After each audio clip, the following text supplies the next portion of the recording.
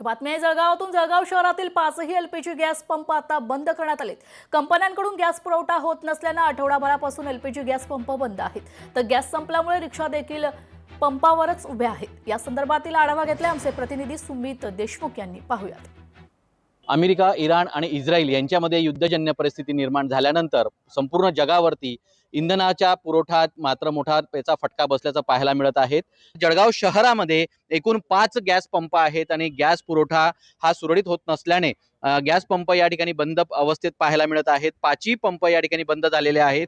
युद्धाच्या पूर्वी प्रति लिटर 60 रुपये असा गॅसची किंमत होती, मात्र युद्धजन्य परिस्थिती निर्माण झाल्यानंतर हीच किंमत आता 97 रुपये ते 100 रुपयापर्यंत गेल्याचं पाहायला मिळत आहे।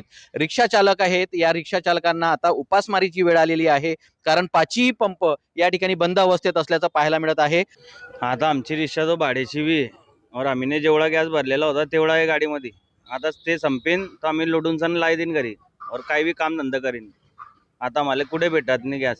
जर आम्हाला गॅस नाही मिळत असेल तर आम्हाला आता आवश्यकता अशी आहे की कंपनीमध्ये काम करावं किंवा गोंडी काम करावं, सलाब काम करावं आणि घर चालवावं।